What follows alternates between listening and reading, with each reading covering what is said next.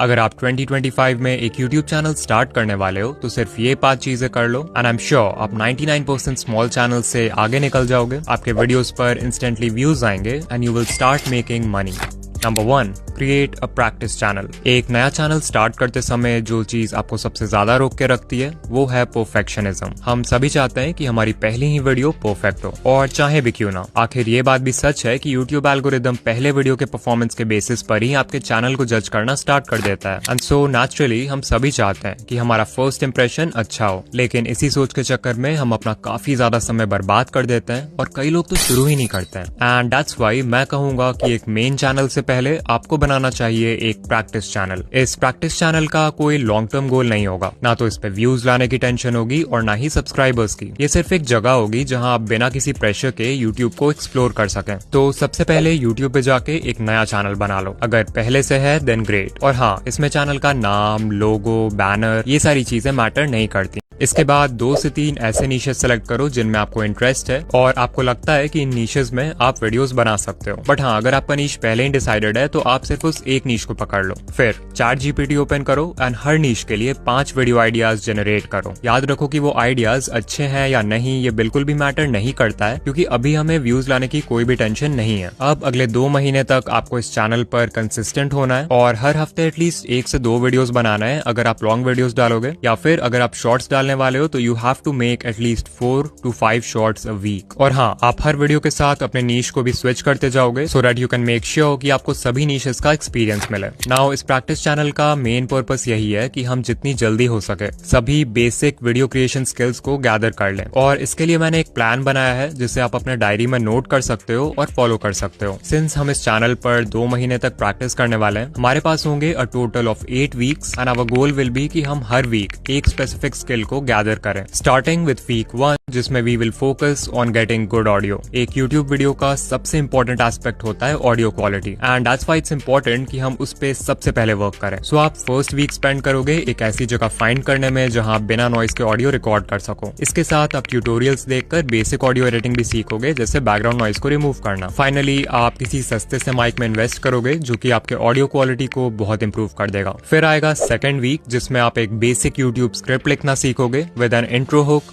Main points and a call to action. फिर third week में आप अपने डिलीवरी पर वर्क करोगे। सो अगर फेस कैम वीडियोस बनाते हो तो आप कैमरा के सामने नेचुरली बोलने की प्रैक्टिस करना, और अगर फेसलेस वीडियोस हैं विद ओनली वॉइस तो you can work on your speaking skills. फिर आता है फोर्थ वीक जिसमें आप वीडियो एडिटिंग के बेसिक सीखोगे, लाइक क्लीन कट्स लगाना, ऑडियो और विजुअल्स को परफेक्टली सिंक करना, टेक्स्ट ओवरलेज और बी रोल्स यूज करना, बेसिक ट्रांजिशंस ऐड करना, ये सारी चीजें। इसके लिए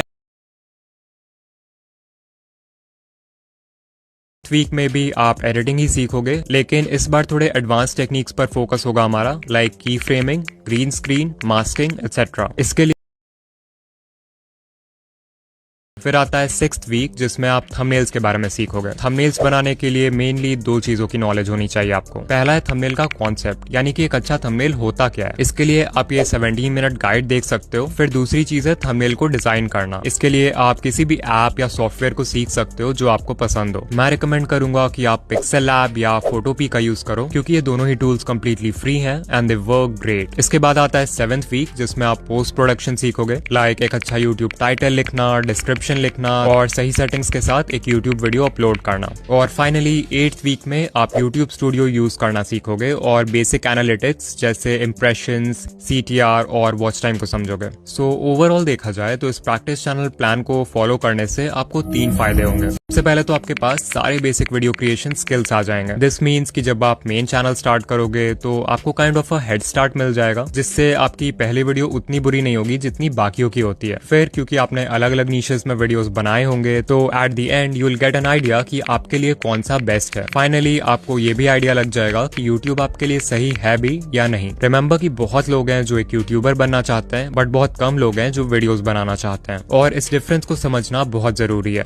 क्या आप सिर्फ YouTube का ग्लैमर चाहते हो या फिर वीडियो क्रिएशन में सचमुच आपका दिल लगता है? Number 2, conduct a market research. लोग अक्सर ये सोचते हैं कि यूट्यूब पे ग्रो करने के लिए आपको यूनिक होना होगा, आपको कुछ ऐसा करना होगा जो आज से पहले किसी ने नहीं किया। लेकिन अगर आप मुझसे पूछोगे तो मेरा अप्रोच थोड़ा डिफरेंट है। According to me, if you are just starting out, आपको देखना चाहिए कि आपके नीश में पहले से क्या काम कर रहा है एंड आपको उस सेम पाथ पे चलना चाहिए while starting your own USP to the content. जब आप एक ऐसे पाथ को फॉलो करते हो जो बहुत सारे क्रिएटर्स के लिए ऑलरेडी वर्क कर चुका है, तो आपके सक्सेसफुल होने के चांसेस भी ऑटोमेटिकली इंक्रीज हो जाते हैं। एंड सो उससे पहले कि आप अपने मेन चैनल पर वीडियोस डालना शुरू करो, I want you to conduct a market research. इसके लिए आपको एक यूट्यूब अकाउंट लेना है और एटलीस्ट 10 से 15 चैनल्स को सब्सक्राइब करना है जो आपके नीश के हैं। जब आपका होम पेज आपके नीश से रिलेटेड वीडियो से भर जाए, तब सिंपली आपको उन वीडियोस को देखना शुरू कर देना है। और हाँ, you will watch those videos from a creators perspective rather than a viewers perspective. मतलब कि जब भी आप किसी वीडियो पर क्लिक करो, तब जाके चेक करो कि उसके टाइटल और थंबनेल में ऐसा क्या था जिसने आपसे क्लिक करवाया। अगर आप किसी वीडियो को एंड तक देख लेते हो तो एक बार उसके फर्स्ट 30 सेकंड्स को एनालाइज करो। देखो कि इस नीश में एडिटिंग किस टाइप की होती है, फास्ट पेस्ड या स्लो पेस्ड। देखो कि इस नीश में रेगुलरली कौन से टॉपिक्स अच्छा परफॉर्म कर रहे हैं। The more videos you watch, the more you will learn about your niche. और हाँ, मार्केट रिसर्च करते वक्त आपको अपॉर्चुनिटीज भी फाइंड करना है जिन्हें हम कंटेंट गैप्स बोलते हैं। फॉर एग्जाम्पल, अपने नीश के वीडियोस देखते समय आपको कमेंट्स मिलेंगे फ्रॉम व्यूअर्स जो कि किसी स्पेसिफिक टॉपिक के लिए रिक्वेस्ट कर रहे होंगे। हो सकता है कि वो टॉपिक इतना नीश स्पेसिफिक हो कि कोई भी बड़ा क्रिएटर उसे कवर ही नहीं करना चाहता हो, बिकॉज उसमें सिर्फ कुछ 1000-10,000 लोग ही इंटरेस्टेड हैं। This is an example of a content gap जिसे अगर आप फिल कर सकते हो तो आपको इनिशियल व्यूज आराम से आ जाएंगे। इसके अलावा आप लॉन्ग टेल कीवर्ड मेथड का यूज कर सकते हो, जिससे आपको ऐसे वीडियो टॉपिक्स मिल जाएंगे जिन्हें सर्च तो बहुत लोग कर रहे हैं, बट इन पे वीडियोस बहुत कम चैनल्स ने बनाया है। इसके लिए सिंपली आपको यूट्यूब सर्च बार में एक ब्रॉड कीवर्ड टाइप करना है। For example, how to make coffee. ये एक बहुत ही ब्रॉड कीवर्ड है जिसपे अगर कोई नया क्रिएटर वीडियो बनाए तो वो रैंक नहीं कर पाएगा। सो इंस्टेड हम फोकस करेंगे इन सजेशंस पर जो यूट्यूब ने हमारे लिए ऑटो कंप्लीट किए हैं, like how to make coffee at home, how to make coffee without milk, how to make coffee with milk powder,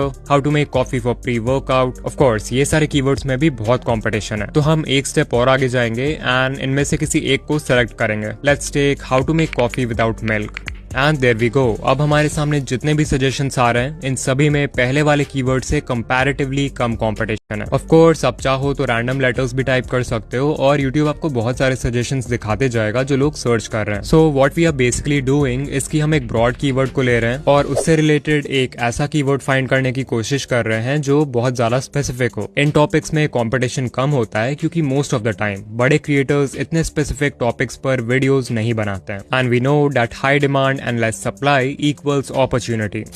Number 3, start using AI।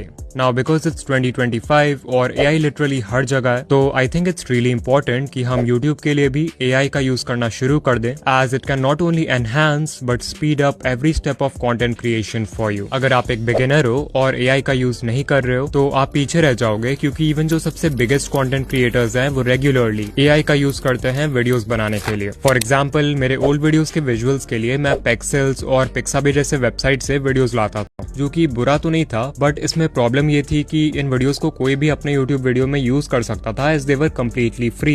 And also script के हर line के according matching video find करना भी अपने आप में एक challenge था। सो फिर मैंने kind of in free videos का यूज करना बंद कर दिया एंड इसकी जगह I started using AI generated images, जो कि लियोनार्डो या अडोबी फायरफ्लाई जैसे टूल से जनरेट हो जाते थे। इसका पहला फायदा तो ये हुआ कि अब जो भी इमेजेस मैं यूज करता हूँ वो सिर्फ और सिर्फ मेरे हैं, nobody else can use it. And also क्योंकि मैं खुद से इमेजेस बना रहा हूँ, तो अब मैं स्क्रिप्ट के अकॉर्डिंग एग्जैक्ट सीन क्रिएट कर सकता हूँ जो मेरे मन में है। इससे ना सिर्फ मेरी कंटेंट क्वालिटी ड्रास्टिकली इंप्रूव हो गई, बट ऑल्सो वीडियो एडिटिंग में जो टाइम लगता था वो भी कम हो गया। इसी तरह मैंने इन AI इमेजेस को कम्युनिटी पोस्ट में भी यूज करना शुरू कर दिया एंड मुझे पहले के कंपैरिजन में बहुत ज्यादा एंगेजमेंट मिलने लगा। और ये सिर्फ एक एग्जाम्पल। इसके अलावा भी AI literally video creation process के हर एक स्टेप में यूज हो सकता है। फॉर एग्जाम्पल, इसी तरह के इमेजेस जनरेट करते वक्त कभी कभी ऐसा भी होता है कि इमेज में कोई अनवांटेड ऑब्जेक्ट हो, बट नो प्रॉब्लम, हम इसे इजीली रिमूव कर सकते हैं using tools like Photoroom AI। Just like that. अब मान लो हमें इसी इमेज का बैकग्राउंड रिमूव करना है, तो इसके लिए मैं यूज करता हूँ अडोबी का फ्री बैकग्राउंड रिमूवर एंड मुझे इमेज का एक क्लीन कटआउट मिल जाता है। फिर एज अ बिगिनर रिसर्च करते समय आप सिंपली ChatGPT को अपने वीडियो का टॉपिक बता सकते हो और उस टॉपिक के लिए बुलेट पॉइंट्स मांग सकते हो, जिसके बेसिस पे आपके लिए स्क्रिप्ट लिखना बहुत आसान हो जाएगा। अगर किसी पॉइंट को एक्सपैंड करना हो तो you can do that as well. एक और टूल जो मुझे बहुत ज्यादा पसंद है वो है Adobe podcast. Although it's best कि आप ऐसे जगह रिकॉर्डिंग करो जहां बिल्कुल भी नॉइज नहीं हो, बट हम सभी के लिए ये पॉसिबल नहीं होता है। मे बी आप एक ऐसे जगह रहते हो जहां ट्रैफिक बहुत है, तो थोड़ी बहुत नॉइज आ ही जाती है।